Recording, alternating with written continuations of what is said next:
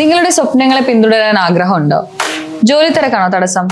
വിഷമിക്കേണ്ട, bass study centre നിങ്ങളൊപ്പം ഉണ്ട്. BA, BCom, BBA, BSW പോലുള്ള ഡിഗ്രി കോഴ്സുകൾ നിങ്ങൾക്ക് എവിടെ ഇരുന്നും എപ്പോൾ വേണമെങ്കിലും പഠിക്കാം. ഇനി പ്രായമാണോ നിങ്ങളുടെ തടസ്സം? അല്ല, ഏത് പ്രായക്കാർക്കും മനസ്സിലാക്കാൻ പറ്റുന്ന രീതിയിലുള്ള ഓൺലൈൻ ക്ലാസ്സുകളും സ്റ്റഡി മെറ്റീരിയലുകളും ഞങ്ങൾ ഒരുക്കിയിട്ടുണ്ട്. കൂടുതൽ അറിയാൻ വേണ്ടി താഴെ കാണുന്ന നമ്പറിൽ ബന്ധപ്പെടുക. നിങ്ങളുടെ സ്വപ്നങ്ങളെ യാഥാർത്ഥ്യമാക്കാൻ ബാസ് സ്റ്റഡി സെന്റർ കൂടെ.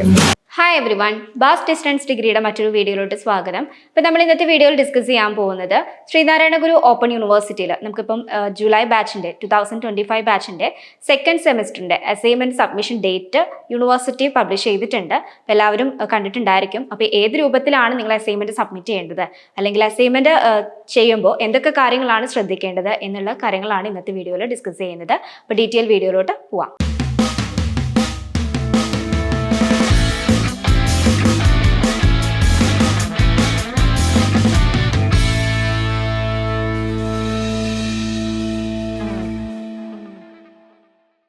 ശ്രീനാരായണ ഗുരു ഓപ്പൺ യൂണിവേഴ്സിറ്റിയിലേക്ക് അഡ്മിഷൻ എടുക്കാൻ താല്പര്യപ്പെടുന്ന വിദ്യാർത്ഥികളാണ് നിങ്ങളെങ്കിൽ താഴെ കാണുന്ന നമ്പറിൽ കോൺടാക്ട് ചെയ്യുക. അപ്പോൾ നമ്മൾ പറഞ്ഞതുപോലെ തന്നെ ശ്രീനാരായണ ഗുരു ഓപ്പൺ യൂണിവേഴ്സിറ്റിയിൽ നിങ്ങൾക്ക് ഫസ്റ്റ് സെം എഴുതിയിട്ടുള്ള ആളുകളായിരിക്കും എല്ലാവരും.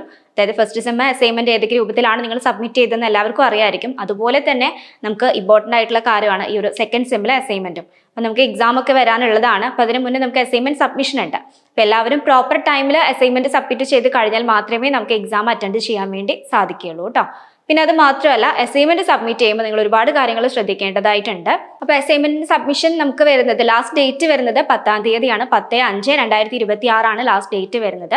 അപ്പോൾ നിങ്ങൾക്ക് എല്ലാവർക്കും നിങ്ങളുടെ സൈറ്റ് ഓപ്പൺ ചെയ്ത് കഴിഞ്ഞാൽ, സ്റ്റുഡൻറ് പോർട്ടൽ ഓപ്പൺ ചെയ്ത് കഴിഞ്ഞാൽ നിങ്ങൾക്ക് അതിൽ അസൈൻമെന്റ് അപ്ലോഡ് ചെയ്യാനൊക്കെ നിങ്ങൾക്ക് സാധിക്കും. പക്ഷേ നമുക്കത് അസൈൻമെന്റ് അപ്ലോഡ് ചെയ്യുന്നതിന് നമുക്ക് അതിൻ്റെതായിട്ടുള്ള ഒരു രീതിയുണ്ട്. അതായത് 10 MB കൂടാൻ പാടില്ല.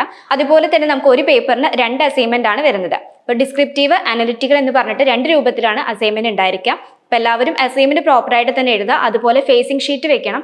ഫേസിംഗ് ഷീറ്റ് വെക്കുമ്പോഴും പ്രത്യേകം ശ്രദ്ധിക്കണം. അത് 10 മാർക്കിന്റെ ക്വസ്റ്റ്യൻ ആണോ അല്ലെങ്കിൽ 15 മാർക്കിന്റെ ക്വസ്റ്റ്യൻ ആണോ എന്നുള്ളത് കറക്റ്റ് ചെക്ക് ചെയ്ത് മാത്രം ഫേസിംഗ് ഷീറ്റ് അതിൽ അറ്റാച്ച് ചെയ്യാൻ വേണ്ടി ശ്രദ്ധിക്കുക. അസൈൻമെന്റ് എഴുതി കഴിഞ്ഞതിന് ശേഷം നിങ്ങളത് PDF ആയിട്ട് അപ്ലോഡ് ചെയ്യുവാണ് ചെയ്യേണ്ടത്. ഇപ്പോൾ അസൈൻമെന്റ് നമുക്ക് മെയിനായിട്ടും PDF ഫോർമാറ്റിലാണ് നമ്മൾ അപ്ലോഡ് ചെയ്യേണ്ടത്.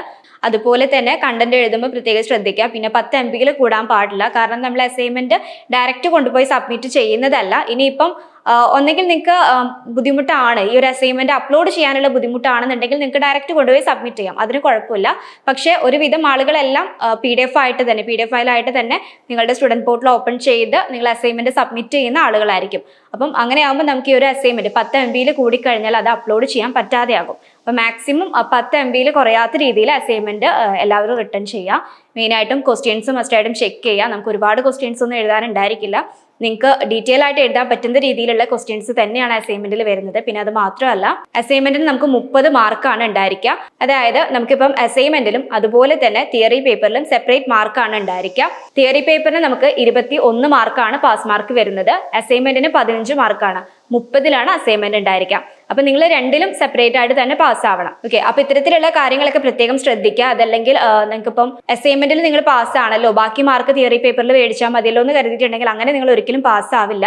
നമുക്ക് രണ്ടിലും സെപ്പറേറ്റ് മാർക്ക് തന്നെയാണ് വരുന്നത്. അപ്പൊ അതുകൊണ്ട് അസൈൻമെന്റിൽ മാക്സിമം മാർക്ക് സ്കോർ ചെയ്യാൻ വേണ്ടി ശ്രദ്ധിക്കുക. അതുപോലെ തന്നെ തിയറി പേപ്പറിലും നിങ്ങൾ 70 മാർക്കിലാണ് തിയറി പേപ്പർ വരുന്നതെന്നുണ്ടെങ്കിൽ അതുപോലെ പാസ് മാർക്ക് 21 ആണ്. അതെങ്കിലും മാക്സിമം മേടിക്കാൻ വേണ്ടി ശ്രദ്ധിക്കുക.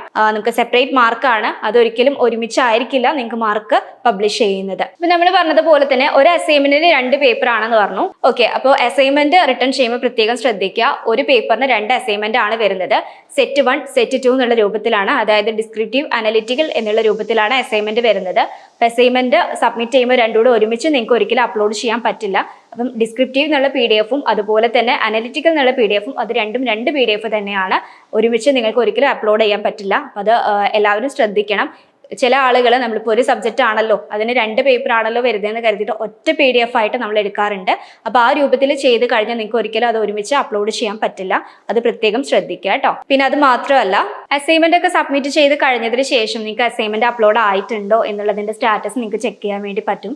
നിങ്ങളുടെ സ്റ്റുഡൻറ് പോർട്ടൽ ഓപ്പൺ ചെയ്ത് കഴിഞ്ഞതിന് ശേഷം നിങ്ങളുടെ യൂസർ ഐ ഡിയും പാസ്വേഡും കൊടുത്തു കഴിഞ്ഞാൽ നിങ്ങൾക്ക് നിങ്ങളുടെ സ്റ്റുഡൻറ് പോർട്ടൽ ഓപ്പൺ ആയിട്ട് വരും. അപ്പോൾ അതിനകത്ത് നിങ്ങൾക്ക് എല്ലാ ഡീറ്റെയിൽസും ഉണ്ടായിരിക്കും. ഒരു അസൈൻമെന്റ് അപ്ലോഡ് ചെയ്തിട്ടുണ്ടോ അല്ലെങ്കിൽ അപ്ലോഡ് ചെയ്തത് കറക്റ്റ് ആണോ എന്നുള്ളതൊക്കെ നിങ്ങൾക്ക് തന്നെ ചെക്ക് ചെയ്യാൻ പറ്റുന്ന രീതിയിലാണ് നമുക്ക് ഈ ഒരു ശ്രീനാരായണ ഗുരു ഓപ്പൺ യൂണിവേഴ്സിറ്റിന്റെ വെബ്സൈറ്റുകൾ ഉള്ളത്. അതുപോലെ തന്നെ അസൈൻമെന്റ് എഴുതുമ്പോൾ പ്രത്യേകം ശ്രദ്ധിക്കേണ്ടതാണ് ലാംഗ്വേജ് എന്നുള്ളത്. ഇപ്പോൾ ലാംഗ്വേജ് പേപ്പർ ആണ് എഴുതുന്നുണ്ടെങ്കിൽ അത് മാത്രം നിങ്ങൾക്ക് മലയാളത്തിൽ എഴുതാൻ വേണ്ടി സാധിക്കും. നമ്മളിപ്പോൾ അസൈൻമെന്റ് എഴുതുമ്പോൾ പ്രത്യേകം ശ്രദ്ധിക്കേണ്ടതാണ് ലാംഗ്വേജസ് ഒഴികെ മറ്റെല്ലാ പേപ്പേഴ്സും നമുക്ക് അസൈൻമെന്റ് മലയാളത്തിൽ റിട്ടേൺ ചെയ്യാവുന്നതുമാണ് കേട്ടോ. മലയാളത്തിൽ റിട്ടേൺ ചെയ്യുമ്പോൾ പ്രത്യേകം ശ്രദ്ധിക്കുക, മലയാളം വാക്കുകൾ തന്നെ നിങ്ങൾ എഴുതാൻ വേണ്ടി ശ്രദ്ധിക്കുക. അതിൽ ഇംഗ്ലീഷ് വേർഡൊന്നും കയറി വരാതിരിക്കണം. അസൈൻമെന്റ് എഴുതുമ്പോൾ പ്രത്യേകം ശ്രദ്ധിക്കണം, ലാംഗ്വേജസ് ഒഴികെയാണ് നമ്മൾ ബാക്കി സബ്ജക്റ്റ് എഴുതുമ്പോൾ മലയാളത്തിൽ എഴുതാൻ വേണ്ടി സാധിക്കുന്നത്. ഇത്തരത്തിലുള്ള കാര്യങ്ങളൊക്കെ പ്രത്യേകം ശ്രദ്ധിച്ച് തന്നെ അസൈൻമെന്റ് റിട്ടേൺ ചെയ്യണം. നമുക്ക് അസൈൻമെന്റിന് പാസ്സായാൽ മാത്രമേ നമുക്ക് ബാക്കിയുള്ള സബ്ജക്റ്റും അതുപോലെ തന്നെ പാസ്സാവാൻ വേണ്ടി സാധിക്കുള്ളൂ. ടേമിന്റെ എക്സാമിന്റെ അതേ രീതിയിലുള്ള ഇമ്പോർട്ടൻസ് തന്നെയാണ് നമുക്ക് ഈ ഒരു അസൈൻമെന്റിന് വരുന്നത്. ഓക്കെ, അപ്പൊ ഇത്തരത്തിലുള്ള എല്ലാ കാര്യങ്ങളും നിങ്ങൾ ശ്രദ്ധിച്ച് മാത്രം അസൈൻമെന്റ് സബ്മിറ്റ് ചെയ്യാൻ വേണ്ടി ശ്രദ്ധിക്കുക. അതുപോലെ അസൈൻമെന്റിന്റെ ക്വസ്റ്റ്യൻസും കാര്യങ്ങളൊക്കെ കിട്ടിക്കഴിഞ്ഞാൽ ഉടനെ തന്നെ നിങ്ങളുടേതായിട്ടുള്ള രീതിയിൽ നിങ്ങൾ അസൈൻമെന്റ് റിട്ടേൺ ചെയ്യുക. അതിനനുസരിച്ച് എത്ര മാർക്കാണോ വരുന്നത് അതിനനുസരിച്ച് വേണം അസൈൻമെന്റ് റിട്ടേൺ ചെയ്യാനും. അതുപോലെ അപ്ലോഡ് ചെയ്യുമ്പോൾ ശ്രദ്ധിക്കേണ്ട കാര്യങ്ങളൊക്കെ പറഞ്ഞിട്ടുണ്ട്. അതൊന്നും മറക്കാതെ തന്നെ എല്ലാവരും ഡീറ്റെയിൽ ആയിട്ട് തന്നെ ചെക്ക് ചെയ്തതിന് ശേഷം മാത്രം അസൈൻമെന്റ് അപ്ലോഡ് ചെയ്യുക കേട്ടോ. അപ്പോൾ അസൈൻമെന്റുമായി ബന്ധപ്പെട്ട് മറ്റെന്തെങ്കിലും ഡൗട്ട്സോ കാര്യങ്ങളോ ഉണ്ടെങ്കിൽ നിങ്ങൾക്ക് താഴെ കമന്റ് ചെയ്യാവുന്നതാണ്. ഇതുപോലുള്ള മറ്റൊരു യൂസ്ഫുൾ വീഡിയോയുമായി വീണ്ടും കാണാം. താങ്ക്